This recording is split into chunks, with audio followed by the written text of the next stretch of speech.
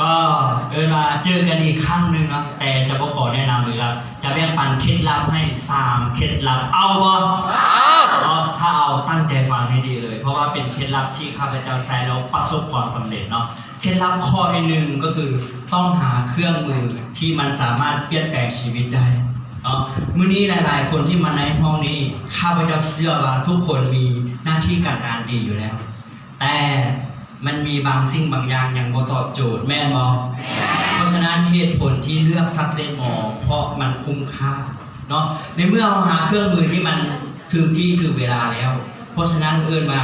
อดทนรอคอยความสำเร็จเนาะเคล็ดลับข้อที่2ก็คือหาโมเดลคนสำเร็จแล้วก็ก๊อปปี้ทำซ้ำเท่านั้นเอง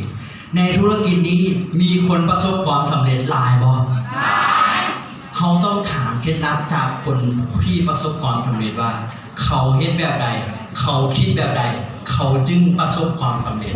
เพราะฉะนั้นว่ามื้อนี้ถ้าเราต้องการความสำเร็จเราไปปรึกษาคนล้มเหลวคิดว่าจะได้คำตอบบ่เพราะฉะนั้นมามื้อนี้ถ้าเราอยากสำเร็จต้องอยู่ใกล้คนสำเร็จเนาะเพราะฉะนั้นคนทั่วไป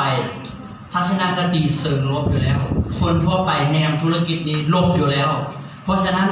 สิ่งที่ต้องประคับประคองก็คือทัศนคติของเรามื้อนี้เราต้องคิดแต่ว่าธุรกิจนี้มันมีคนเฮ็ดได้ธุรกิจนี้มันมีคนสำเร็จธุรกิจนี้มันมีคนรับรายได้เดือนละ100,000 บาทเพราะฉะนั้นถ้าเจอโมเดลคนสำเร็จแล้วก๊อปปี้แล้วก็เฮ็ดซ้ำเคล็ดลับข้อที่3นี่คือสำคัญที่สุดเลยนั่นก็คืออดทนรอคอยความสำเร็จเนาะหลายๆคนข้าพเจ้าอยู่ในธุรกิจนี้มา4 ปีแล้วสิ่งที่เห็นมาโดยตลอดก็คือคนเก้าหนีหายตายจากธุรกิจนี้พอธุรกิจไม่ขึ้นมาก็ไปสุดท้ายย้ายเป็น4-5 บริษัทเป็นผีตองเหลืองสุดท้ายอย่าไปถามหาความสำเร็จเลยเพราะว่าอย่างโตเฮาบ่มีความอดทนโตเฮาบ่มั่นคง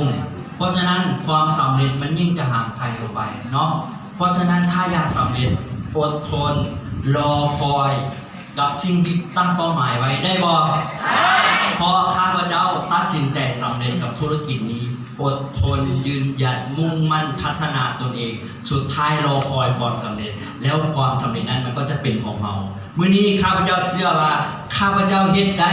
ทุกคนอยู่ในห้องนี้ก็เฮ็ดได้แน่นอนเนาะก็